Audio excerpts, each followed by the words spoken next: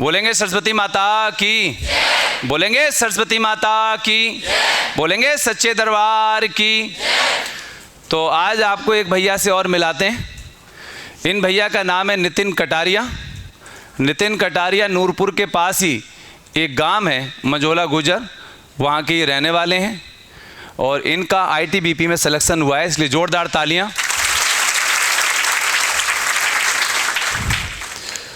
देखिए नितिन कटारिया हमारे यहाँ पर जो तैयारी करने के लिए आए थे, उस समय इनकी उम्र भी सरकारी जॉब के लिए नहीं थी। ये 12वीं के बाद जो हैं हमारे यहाँ पर आए, इन्होंने अपनी पूरी तैयारी करी और इनका एग्ज़ाम क्लियर करने का ट्रैक रिकॉर्ड ये है कि इनका ये 5वां एग्ज़ाम है जो इन्होंने क्लियर किया। इससे पहले वाले 4 एग्ज़ाम और दिए, वो चारों के चारों इनको क्लियर हुए। पर फाइनल में या कहीं ना जाने की इच्छा से उन एग्ज़ामों को इन्होंने छोड़ दिया और अंततः अब इनका जो है ITBP में सिलेक्शन हुआ। इनके सिलेक्शन में सबसे बड़ा रोल इनके पिताजी का, इनके माँ बाप का बहुत बड़ा योगदान है, तो इनके लिए भी जोरदार तालियां। और इनकी सफलता में उन गुरुओं का भी बहुत योगदान है जिन्होंने इन्हें 12वीं तक पढ़ाया। अगर वो इनको अच्छे से नहीं पढ़ाते तो इतनी जल्दी सिलेक्शन इनका भी नहीं होता। तो उन गुरुओं के लिए भी जोरदार तालियां। तो अब आपकी बात कराएंगे नितिन कटारिया से पहले इनके पिताजी से बात कराएंगे। बहुत दमदार व्यक्ति हैं।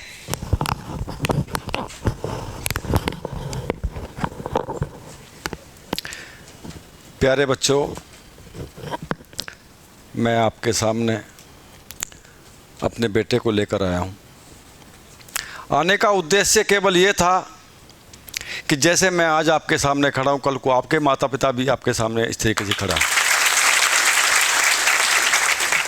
मैं धन्यवाद देना चाहता हूँ मास्टर जी के लिए, जिन्होंने मुझे अभी कहा कि इसकी सफलता के पीछे मेरा हाथ है, लेकिन मेरा हाथ नहीं है भाइयों। इन मास्टर जी की सफलता का हाथ है, मास्टर जी का हाथ है, इनके अध्यापकों का हाथ है। मैं इंटर कराने के बाद बच्चे को लेकर आया था यहाँ। इन्होंने मुझे एक आश्वासन दिया था कि 1 वर्ष मुझे नितिन को दे दो, 1 वर्ष के बाद में आप जिस एग्ज़ाम में चाहोगे उसमें सफल हो जाएगा।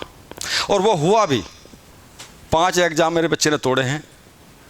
आज भगवान ने मेरी सुन ली और मैं उम्मीद करता हूँ कि आप भी इसी हौसला अफजाई के साथ आने वाले एग्ज़ाम को तोड़ें और अपने माता पिता का, अपने गुरुओं का सपना साकार करें। घने शब्द ना कहते हुए मैं मास्टर जी का, समस्त स्टाफ का, आप सब लोगों का तहे दिल से शुक्रिया करता हूँ। धन्यवाद।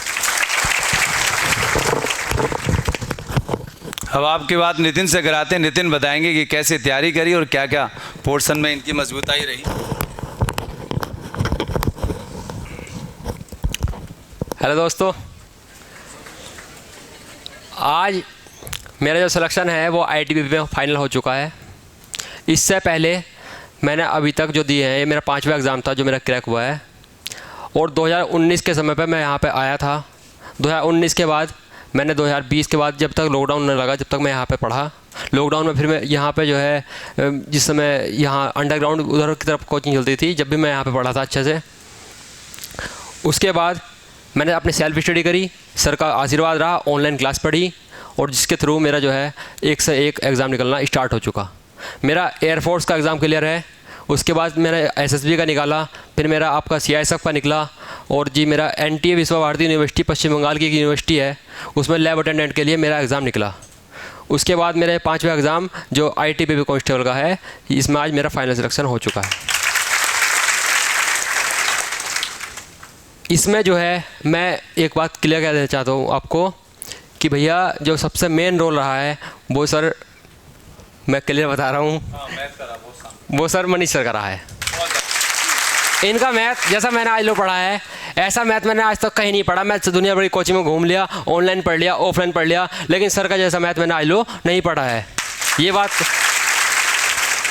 और इनके द्वारा पढ़ाई गई जो लॉन्ग ट्रिक है, शॉर्ट ट्रिक नहीं है, लॉन्ग ट्रिक जो पढ़ाई गई है, उसी का सक्सेस आज मैं यहाँ पे हूँ। मेरा जो है GS का पोर्शन अच्छा है, मैथ रीजनिंग अच्छा है, मेरा थोड़ा हिंदी वीक है, इस वजह से मेरा जो है अभी तक एग्ज़ाम नहीं निकल रहा था। लेकिन अब क्या हुआ कि सर का आशीर्वाद बना तो आज हो गया फाइनल। ठीक है सर। ठीक है सर। देखिए, हम पहले ही बताते हैं कि एग्ज़ाम क्लियर आपका जब ही हो पाएगा जब आपके सब्जेक्ट होंगे उस पर बैलेंस होंगे। सफलता का कोई शॉर्टकट है नहीं। अगर आप मनीष सर से मैथ पढ़ते हैं तो आप ये देखते हैं कि मनीष सर आपको लगभग 1 साल पढ़ाते हैं। 1 साल जब मनीष सर क्वेश्चन पढ़ाते हैं तो फिर उससे क्वेश्चन बच के जाता ही नहीं है। दिल्ली पुलिस के एग्जाम में ऐसा हुआ है इस बार कि मनीष सर की डिजिट भी चेंज नहीं हुई है क्वेश्चन पेपरों के अंदर, हूबहू डिजिट आई हुई हैं। और इसीलिए हमने ये प्रयास किया कि मनीष सर को भी ऑनलाइन लेके आए।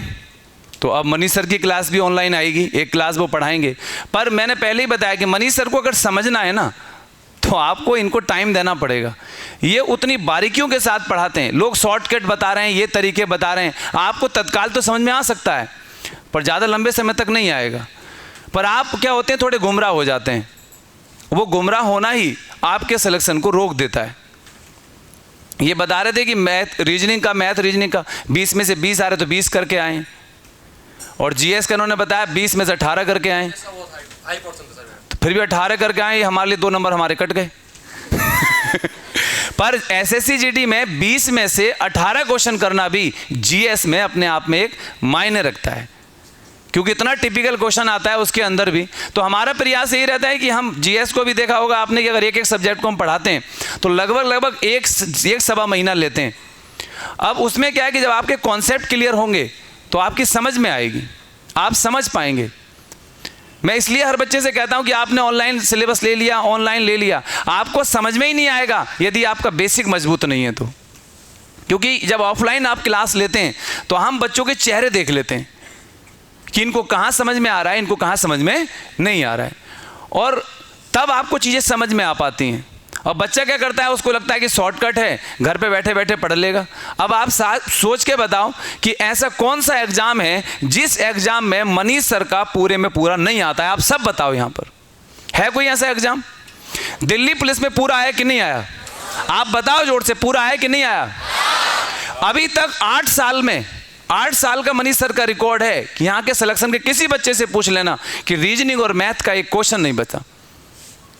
पर वो ऑफलाइन पढ़ाते हैं, एक बंद कमरे में पढ़ाते हैं, इसलिए लोगों को इनके बारे में जानकारी कम रहती है। पर परफेक्ट का जो भी बच्चा होता है, जितने बच्चे भी मेरे पास आए, हजारों की संख्याओं में हमने सिलेक्शन दिए, पर हर एक बच्चे की जुबान पर एक ही शब्द रहता है कि अगर मैथ रीजनिंग अगर आपको क्लियर करना है तो आपको मनीष सर से पढ़ना पड़ेगा। तो मनीष सर के लिए जोरदार तालियां।